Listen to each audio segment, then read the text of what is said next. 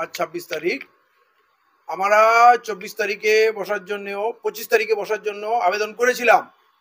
তাতে জয়েন্ট সিপির কাছে উত্তর এসছে যে আপনারা ওখানে বসতে পারবেন না, কারণ গত দিনে আপনারা নাকি ভায়োলেন্স করেছিলেন এবং সেই কারণে আমরা বসতে দেবো না। আপনারা জোর করে বসলে আমরা কিন্তু কড়া অ্যাকশন নেবো। আমরা ভায়োলেন্সটা কোথায় করলাম? এরা এত নির্লজ্জ, আদালতে দাঁড়িয়ে যখন ওরা বলেছে এরা আনলফুল অ্যাসেম্বলি করেছে এবং এরা ভায়োলেন্স করেছে, তখন মহামান্য আদালত বলেছে ওখানে কি 144 ছিল? আপনার কোন আইনটা ভেঙেছে? আনলফুল মানে আইন বিরোধী কাজ করেছে। তো একজন নাগরিক পথে নেমে প্রতিবাদ করতে পারে, আন্দোলন করতে পারে। ওখানে 144 ছিল না যে আমরা 144 ভেঙেছি। তাহলে আপনারা কিরম কথা বলছেন? এবং আপনারা কোনো লাঠি, রড, ছুরা, অস্ত্র কিছু উদ্ধার করেননি। এদের হাতে কিছুই ছিল না, এমনকি আমাদের হাতে ঝান্ডাও ছিল না। খালি হাতে আমরা নেমেছি। তো আদালতে এদেরকে ভৎসনা করেছে, তারপরেও আমাদেরকে উত্তর দিচ্ছে যে আপনারা গতদিন অশান্তি করেছিলেন। মানে মিথ্যে কথা বলা এই মমতা বন্দ্যোপাধ্যায়ের সরকারের চরিত্র। তারা বলছে ওইখানে বসলে কড়া অ্যাকশন নেবো। তো আমরা কি অ্যাকশনের পর্বা আগে করেছি? তুমি পারলে আমাকে দাঁড় করিয়ে গুলি মেরে দেবে, তুমি পারলে আমাকে জেলে পুরে দেবে। তুমি এখন সরকার, মানুষের ভোটে তোমার সরকার হয়েছে, সেই মানুষের উপরে তুমি অত্যাচার করবে। তো করো, কত অত্যাচার করবে। আমার মাথা ফাটবে, আমার রক্ত ঝরবে, কিন্তু মানুষ তো মমতা বন্দ্যোপাধ্যায়কে চিনবে। আমি বলছি এটাই আমাদের লাগ, আমাদেরকে মারো, তুমি কত মারবে মারো, আমরা মারের পরোয়া করছি না। কারণ বাংলাকে বাঁচাতে হবে। আমরা নেমেছিলাম বাঙালিদের অধিকার নিয়ে, বাঙালিদের যে দাবিগুলো সেইগুলো নিয়ে, বাঙালিদের নাগরিকত্ব, এসআইআর নিয়ে আমরা নেমেছিলাম। আমরা ভিন রাজ্যে বাঙালি মার খাচ্ছে সেইটা নিয়ে, সেইটা আপনি কথা বলতে দেবেন না? তাহলে আমার বাঙালি জাতিকে বাঁচানোর জন্য আমি মার খেতে রাজি আছি, মাথা ফাটাতে রাজি আছি, জেল খাটতে রাজি আছি। আপনি আমাকে মারুন, আর মেরে আপনি প্রমাণ করুন আপনি জনগণের শত্রু। মানুষ আপনাকে এর জবাব দেবে। না না, আমরা আজকে বসছি যেহেতু আমাদের সংখ্যা অনেক বেড়ে গেছে। একসময় আমরা 20-22টা ছিলাম, এখন 32 পার হয়ে গেছে। আরো সংগঠন আসছে, তাদের সঙ্গে কোঅর্ডিনেট করতে হচ্ছে। তারা অনেকে নতুন, তাদের সঙ্গে পুরো বিষয়টা, পরিস্থিতিটা বোঝানো হচ্ছে। কারণ এতগুলো সংগঠনকে কনফিডেন্সে না নিয়ে আমরা দুম করে শুরু করে দেবো, তাতে আমাদের মধ্যে ভুল বোঝাবুঝি হতে পারে। এবং সেইটা আজকে আমরা বসছি, আমরা খুব তাড়াতাড়ি আমাদের কর্মসূচি নিয়ে আমরা এগোবো। আমরা প্রশাসনকে জানাচ্ছি, আমরা পারমিশন চাচ্ছি, ঠিক আছে? তারা আমাদেরকে বলুক আমরা কিভাবে আন্দোলন করব। কিন্তু আমরা চাই না, এই যে বলছে না এরা মানে আনলফুল অ্যাসেম্বলি করেছে, আমরা আনলফুল অ্যাসেম্বলি চাই না, আমরা লফুল অ্যাসেম্বলি করব। কিন্তু আমার তো নাগরিক অধিকার আছে আন্দোলন করার। আপনাকে জানাচ্ছি, আপনি তাহলে বলুন আমরা কি করব না করব। কিন্তু আপনি যদি বলেন করতেই দেবো না, বসলেই মেরে দেবো, তাহলে আমরা মার খেতে রাজি আছি। যতগুলো আইনের দরজা আছে তাতে নক করব।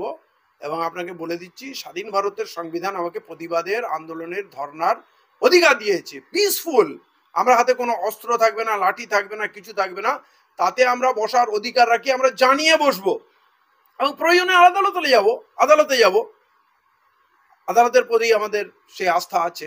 আমরা ওই স্পটটা ওনার লাকি স্পট, ওখান থেকে অনশন করে উনি মুখ্যমন্ত্রী হয়েছেন। তো উনি তাই ভাবছেন যে আমরাও যদি ওইখানে বসি হয়তো আমরাও মুখ্যমন্ত্রী হয়ে যাব, তাই ওই জায়গাটা উনি বসতে দেবেন না। কিন্তু অন্য কোথাও তো বসতে দেবেন। কোথায় বসতে দেন আমাকে?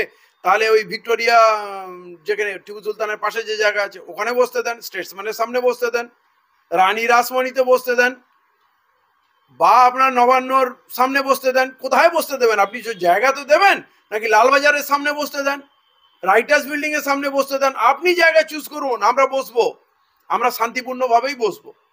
আপনারা কি ধর্নায় বসে কি আমরণ অনশনে বসবেন, না এমনি ধর্না দেবেন? না না, আমরা খেয়ে দে লড়াই করব, অনশন ফনশন করবো না। রমজান মাসে 1 মাস রোজা রাখি, হ্যাঁ, আমার জন্য ওইটা যথেষ্ট। অনশন ফনশন করবো না, আমাদের এখন অনেক লড়াই বাকি আছে। আমাদের মাথায় অনশনের কোনো বিষয় এখন নেই, আমরা লড়াই করব। আমরা তার ধন্যবাদ জানাবো তার সমর্থনের জন্য। এটা বাংলার মানুষের লড়াই। বাংলার মানুষের যে কোনো কর্নার থেকে, যে কোনো জাতি, ধর্ম, বর্ণের মানুষ এখানে আসতে পারে, কারোর জন্য কোনো ব্যাপার নেই, আমরা ওয়েলকাম করব। এটা আমাদের বাংলার মানুষকে ঐক্যবদ্ধ করার লড়াই। বাংলার অধিকারে বাংলার মানুষ এক হোক। অবশ্যই জাতির অস্তিত্বের প্রশ্ন, বাঙালির অস্তিত্বের প্রশ্নে ভিন রাজ্যে মারা হচ্ছে, মুখ্যমন্ত্রী বলছেন তোমরা পালিয়ে চলে এসো। তাহলে কি ভারতবর্ষে আমার অধিকার নেই? মুখ্যমন্ত্রী আমার স্বার্থ রক্ষা করবে না? যে আমি দিল্লিতেও থাকবো, কেরালা, কর্ণাটক, গুজরাটে থাকবো, আমার সুরক্ষা ভারত সরকার দেবে, এইটা নিয়ে মুখ্যমন্ত্রীর লড়াই করা উচিত না। মুখ্যমন্ত্রী বলছে পালিয়ে আসো। এটা কি ধরনের মুখ্যমন্ত্রীর কথা হলো? আমরা চাই পুরো ভারতবর্ষে স্বমহিমায় মাথা উঁচু করে আমরা বাঁচবো। আমরা ভারতবর্ষের নাগরিক, এই অধিকার থেকে আমরা এক পা পিছু হটবো না।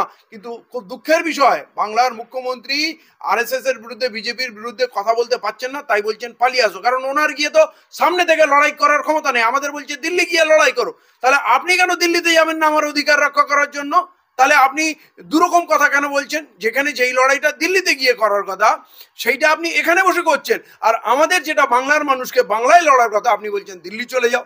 তাহলে এই মুখ্যমন্ত্রীর আসল চরিত্র কি, সেইটা আপনারা এবারে মানুষকে বিবেচনা করতে হবে। এরা মুখ্যমন্ত্রী বলছেন যে বাইরে যারা আসছে তারা চলে আসুন, তাদের 5,000 টাকা করে দেওয়া হবে যতদিন না কাজ পায়। কিন্তু তিনি এটা কি করবেন যে আমাদের রাজ্যে তো সারা ভারতবর্ষের মানুষ রয়েছে, উড়িষ্যা, বিহার, বিভিন্ন রাজ্যের মানুষ থাকে, তাহলে কি তাদেরকে কি ফেরত দেবে মুখ্যমন্ত্রী পরে? না না, আমরা চাই না এখান থেকে কেউ ফিরে যাক। এটা দেশ, একটা দেশ, পুরো ভারতবর্ষের ইঞ্চি ইঞ্চিতে প্রতিটা নাগরিকের অধিকার আছে, যে যে কোনো জায়গায় গিয়ে বসবাস করতে পারে, চাকরি করতে পারে, ভ্রমণ করতে পারে। অতএব এইটা নিয়ে কোন প্রশ্ন না। কিন্তু বাঙালির অধিকার রক্ষা হয়, বাঙালি মুখ্যমন্ত্রী কোথায়? আমরা যে মার খাচ্ছি, উনি যে বলছেন পালিয়ে চলে এসো, আবার বলছেন 5,000 টাকা করে দেবো, এটা কি সমাধান? একটা লোক বাংলায় কাজ নেই বলে ভিন রাজ্যে যায়, এরা কেউ ঘুরতে যায়নি। অতএব আপনার এখানে কাজ নেই, আপনি 5,000 টাকা দিয়ে তার সংসার চলবে? আজকের দিনে 5,000 টাকার সংসার চলে কি? তাহলে আপনি এই ধরনের কথা বলছেন যেটা অবাস্তব। আপনি সস্তা রাজনীতি করতে চাচ্ছেন। এই 5,000 টাকা কিছু না, সরকারি ফান্ড বার করে আপনার দলের কর্মীদের দিয়ে দেবেন, দিয়ে তারা বুথ ক্যাপচারিং কাজ করবে। পরিযায়ী শ্রমিকরা এর বেনিফিট পাবে না। আর যে বাইরে গিয়ে 20,000 25,000 টাকা রোজগার করে, সে বাড়িতে এই এখানে এসে বসে 5,000 টাকা নেবে, 5,000 টাকা তার সংসার চলবে কি? তাছাড়া ওইখানে বড় বড় বিজনেস আছে অনেক পরিযায়ী শ্রমিকদের, তাদের বিজনেস গুলোর উপায় কি হবে? না, বিজনেসম্যানের কথা বিজনেসম্যান ভাববে, সে যেখান থেকে পারবে শ্রমিক নিয়ে নেবে, সে বিহার থেকে নেবে, না না, উত্তরপ্রদেশ থেকে নিয়ে নেবে। এখানে লোক যে ওইখানে পয়সা ইনভেস্ট করে কারখানা, ছোট ছোট কারখানা করছে। হ্যাঁ, অনেকে গিয়ে ভিন রাজ্যে গিয়ে ব্যবসাও করে, অন্যরকম রেস্টুরেন্ট চালায়, হোটেল হ্যাঁ। চালায়, অনেকে সেলাইয়ের কারখানা করেছে। আসলে মুখ্যমন্ত্রীকে তো কোনোদিন করে কমবে খেতে হয়নি, চাঁদা তুলে খেয়েছে। হ্যাঁ, অতএব পাটিবাজি করেছে, কোনোদিন উনি চাকরিও করেননি, ব্যবসা করেননি। ওনার সংসার কি করে চলে? 35টা প্লট হরিশ চ্যাটার্জি স্ট্রিটে কি করে ওনার পরিবারের হয়েছে উনি ভালো জানেন। তো উনি গরিব মানুষের দুঃখ কি করে বুঝবেন? একটা ছোট্ট ঘর করা, একটা ছোট্ট কারখানা, একটা ছোট্ট দোকান করে ভিন রাজ্যে গিয়ে সেটেল হওয়া, প্রচুর আছে। সেখানে বুলডোজার মেরে উড়িয়ে দিচ্ছে, উনি মুখে কোনো কথা নেই। অতএব উনি গরিব মানুষের দুঃখ বোঝেন না। উনি একটা ওই চটি পরে গরিব মানুষের নমুনা পেশ করেন যে আমি টালির বাড়িতে থাকি, টালির বাড়ির ভিতরে তো এসি ফিট করা আছে। আপনি চলে যান না বাংলার, গ্রাম বাংলার টালি বাড়িগুলোতে চলে যান, আর মুখ্যমন্ত্রীর বাড়ির ভিতরে ঢুকুন, বুঝবেন ওটা কেমন টালির বাড়ি। অতএব এইসব কথা বলে কোনো লাভ নেই। উনি বাংলার মানুষকে নিয়ে রাজনৈতিক খেলা করছেন। পরিযায়ী শ্রমিক চলে আসুক, আর এই 5,000 টাকা দেবো বলে যেন উনি খুব জনদরদি হয়ে গেলেন। আর 2 নম্বর কি হয়ে গেল, ওই টাকাগুলো পার্টির ছেলেদের উনি দেবেন, যে পরিযায়ী শ্রমিককে দিচ্ছি বলে ওদেরকে বুথ ক্যাপচারিং এর কাজে লাগিয়ে দেবেন। খুব দুঃখজনক বিষয় এটা। মানে আমরা টিপু সুলতান থেকে সত্যি কথা বলতে কি এক পাও হাঁটতে পারিনি, পুলিশ ঝাঁপিয়ে পড়লো। এবং সাংবাদিক বন্ধুরা পরে আমাকে বললো যে পুলিশরা নাকি আগে থেকেই ঠিক করে রেখেছে, ওরা নিজেদের মধ্যে বলছে আমার ব্যাপারে, আমার নাম নিয়ে বলছে, এই মালটা বেশি বকে, একে আগে তুলতে হবে। আপনাকে আগেই তুলেছে সে। হ্যাঁ, অতএব আপনি বুঝতে পারছেন, সরকার আমাদের মুখ খুলতে দেবে না, সরকার এক পা হাঁটতে দেবে না। এই বাংলার বুকে রাজধানীতে আমরা থাকি, আমরা রাজধানীতে হাঁটতে পারবো না। এবং যে ইস্যুগুলো নিয়ে আমরা কথা বলছি, বাঙালির উপরে অত্যাচার হচ্ছে, একজন বাঙালি হিসেবে তার প্রতিবাদে আমরা পথে নেমেছি। তাতে মুখ্যমন্ত্রীর জ্বালা কোথায়? এসআইআর নিয়ে বিহারে যেটা হয়েছে, বাংলায় ব্যাপক চক্রান্ত হচ্ছে, বলছে 1 কোটি মানুষের নাকি ভোটার লিস্ট থেকে নাম বাদ যাবে। আমরা কি করে চুপ করে বসে থাকি? সেইটা নিয়েও কথা বলতে পারবো না। ওয়াকফ সম্পত্তি নিয়ে আমরা বলছি, কারণ ওয়াকফ সম্পত্তি এইটা পরিষ্কার, মানে কোর্টের জাজমেন্ট আছে, সুপ্রিম কোর্টের, ওয়ান্স ওয়াকফ ইজ অলওয়েজ ওয়াকফ। ওয়াকফ সম্পত্তিকে ধ্বংস করা যাবে না। এখন যে আইন হয়েছে, ছলে বলে কৌশলে ওয়াকফ সম্পত্তি ধ্বংস এবং দখল করার চক্রান্ত হচ্ছে। আমি ভারতবর্ষের নাগরিক, আমি তার প্রতিবাদ করতে পারবো না? সেখানে মমতা বন্দ্যোপাধ্যায় বলেছে ওয়াকফ নিয়ে কথা হবে না। যদি কেউ গুলোগুলি করে, আমার থেকে বড় শত্রু হবে না, তো গুলোগুলি করব, চিৎকার করব, আপনার যা করার করবেন। আপনি শত্রু বলেছেন, শত্রু হন। আপনি কোনোদিন মিত্র আমাদের ছিলেন না, আপনি আমাদের কোনোদিন কোনো ভালো করেননি, ক্ষতি করেছেন। আজ আপনি নিজে মুখে সেটা স্বীকার করছেন এবং আমাদের উপরে অত্যাচার করছেন। আমাদের গণতান্ত্রিক অধিকার, সাংবিধানিক অধিকার আপনি হরণ করার চেষ্টা করছেন। বাংলার মানুষ দেখছে, বাংলার মানুষ এটা জবাব দেবে। আপনি যে আরএসএস মানুষ, আমরা কেন্দ্রীয় সরকারের বিরুদ্ধে, মোদির বিরুদ্ধে আন্দোলন করছি, আপনার জ্বালা কিসের? আপনি আমাদের গলা টিপে ধরছেন। এবং সেখানে রীতিমতো ওনার যে ওই কমান্ডো বাহিনী নেমেছিল সিভিল পোশাকে, তারা ঘুষি চালিয়েছে, কার গলা টিপে ধরেছে, কে নিঃশ্বাস নিতে পারছে না, নৌসাদের বুকের পাঁজরে এখনো যন্ত্রণা। এই কি গুন্ডাগর্দি চলছে? পুলিশের তো এটা কাজ না। আমাদের হাতে লাঠি ছিল না, বোমা ছিল না, অস্ত্র ছিল না, এইভাবে অত্যাচার করা এবং সম্পূর্ণ অবৈধভাবে একদিন যে আমাদের জেল কাটানো হলো, যেখানে দাগি কয়েদিদের রাখা হয় সেখানে আমাদের রাখা হলো। এই যে আমরা তো রাজনৈতিক কর্মী, আমাদের সঙ্গে এই অসম্মানসূলক আচরণ বাংলার মানুষ দেখছে যে ইনি কতটা স্বৈরাচারী, কতটা গণতন্ত্র বিরোধী, এর জবাব বাংলার মানুষ দেবে। এটাই তো সাম্প্রদায়িক আচরণ। মুসলমান হলে তার প্রতি অত্যাচার নেমে আসবে। আর শুভেন্দু বিরোধী দল বলছে, কিন্তু সম্পর্ক তো আরএসএস এর।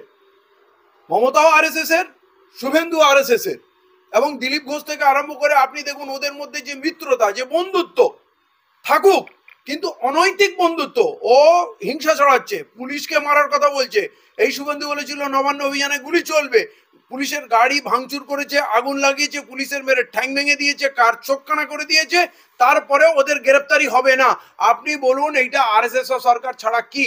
মমতা বন্দ্যোপাধ্যায় যে সম্পূর্ণ একটি সাম্প্রদায়িক চরিত্র, এতে আর কোনো সন্দেহ নেই।